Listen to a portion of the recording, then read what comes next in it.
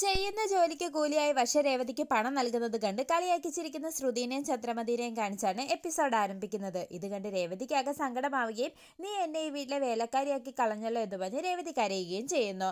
തുടർന്ന് ശ്രുതി ചേച്ചി ആന്റിക്ക് പോക്കറ്റ് മണി കൊടുത്തത് വേലക്കാരിയായി കണ്ടിട്ടാണോ എന്ന് ചോദിക്കുമ്പോൾ അല്ല എന്നും ഞാൻ എൻ്റെ അമ്മയായി കരുതിയാണെന്നും ശ്രുതി പറയുമ്പോൾ അതുപോലെ തന്നെ ഞാൻ എൻ്റെ സ്വന്തം ചേച്ചിയായി കരുതിയാണ് രേവതി ചേച്ചിക്ക് പണം തന്നതെന്ന് പറഞ്ഞ് അവിടെ നിന്നും പോകുന്നു. ശേഷം ശ്രുതിയും ചന്ദ്രമതിയും ചേർന്ന് രേവതിനെ അപമാനിക്കുന്നതോടെ രേവതിക്കാകെ സങ്കടമാകുന്നു. പിന്നീട് മുറിയിലെത്തുന്ന ശ്രീകാന്ത് രേവതി ചേച്ചി ഈ വീട്ടിലെ വേലക്കാരിയെല്ലാം മരുമകളാണെന്നും നീ എന്തിനാണ് ഏട്ടത്തിക്ക് പണം കൊടുത്തതെന്നും ചോദിച്ച് ദേഷ്യപ്പെടുമ്പോൾ എനിക്ക് രേവതി ചേച്ചിനെ ഒരുപാട് ഇഷ്ടമാണെന്നും ചേച്ചിയുടെ കഷ്ടപ്പാട് കണ്ടിട്ടാണ് ഞാൻ പണം കൊടുത്തതെന്നും പറയുന്നു. തുടർന്ന് ഏട്ടത്തിയെ ഞാൻ എൻ്റെ അമ്മയുടെ സ്ഥാനത്താണ് കാണുന്നതെന്ന് പറഞ്ഞ് ശ്രീകാന്ത് വർഷയ്ക്ക് കണക്കിന് കൊടുക്കുന്നു. പിന്നീട് മുറിയിലെത്തുന്ന സച്ചി രേവതിയുടെ മാറ്റം കണ്ട് കാര്യം തിരക്കുമ്പോൾ ഞാൻ ഈ വീട്ടിലെ വേലക്കാരിയായി മാറിയെന്ന് പറഞ്ഞ് വർഷ കൊടുത്ത പണം രേവതി സച്ചിനെ സങ്കടപ്പെടുകയും ചെയ്യുന്നു.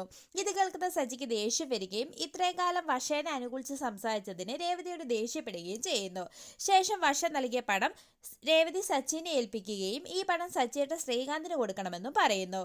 പിന്നീട് വെളുപ്പിനെ 5 മണിക്ക് ആരോ വന്ന് കഥകിൽ മുട്ടുന്നത് കേട്ട് ലക്ഷ്മിയും ദേവുമെല്ലാം പേടിച്ചു പോകുന്നു. തുടർന്ന് ഗജാനന്ദനാവുമെന്ന് കരുതി മൂവരും തല്ലാനായി കമ്പിയും മറ്റും എടുത്തുകൊണ്ട് കഥക് തുറക്കുന്നു.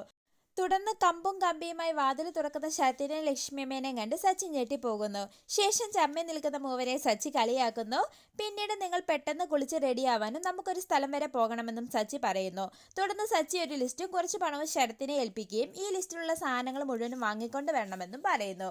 ശേഷം സച്ചി ലക്ഷ്മിയമ്മേനെയും ദേവുവിനെയും കൊണ്ട് അവിടെ നിന്ന് പോവുകയും ഇരുവരും എവിടേക്കാണ് പോകുന്നതെന്ന് ചോദിക്കുമ്പോൾ അവിടെ എത്തുമ്പോൾ മനസ്സിലാക്കിയാൽ മതിയെന്ന് പറയുന്ന സച്ചിനെയും കാണിച്ച് എപ്പിസോഡ് അവസാനിക്കുന്നു.